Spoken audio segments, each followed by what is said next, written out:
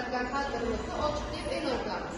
Bunda 5A sinf o'quvchilari 6B va 6A sinf o'quvchilari faxriyatda ishtirok etadi. Mening nomim Nur, o'quvchim sen ogoh bo'l. Yolg'iz tursam, hech kimman, sherik bo'lsa to'qman men. Yozishim qiyin emas, dumtmaloq qilsang bas. Bir degan sanoq so'lman, sanash uchun osonman. Bitta yurak, bitta bosh, bitta oy, bir quyosh. Yozishga ham ulg'ayman, qo'ziqchaga. Berilgan ko'rgazmada savollar, demak, qisqachasida savollarimiz joylashtirilgan.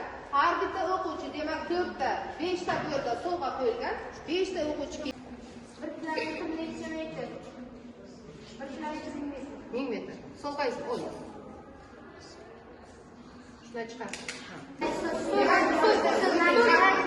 Davlat. Nechtaning?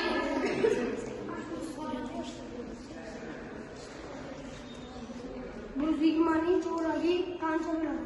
Hop, 120ning cho'ragi. 120ning yarmi nechiz? 6, 10ning yarmi? 4. Demak, 120 sonining cho'ragi hisoblanadi. Oling to'g'ri. Matematikaga doir mantiqiy savollar tashkil topgan. Demak, bunda 1-5-sinf o'quvchilarimiz, barcha o'quvchilarimiz ishtirok etishi mumkin. Va savolga to'g'ri javob bersa, o'zining sovg'asini nima qiladi? Oladi. Matematika fani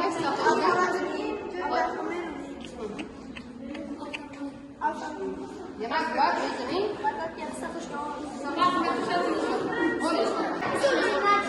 hop. Oy, banana bilan.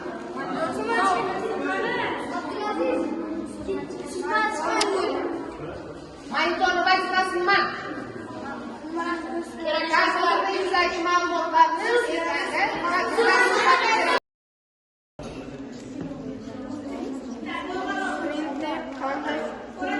demak, printer qanday qurilma? Vazifasi nima? Qog'ozda yozib chiqarib beradi. Chop etadigan. Chiqarib beradi. Kompyuterdagi ma'lumotlardan qaysi birini biz tanlasak,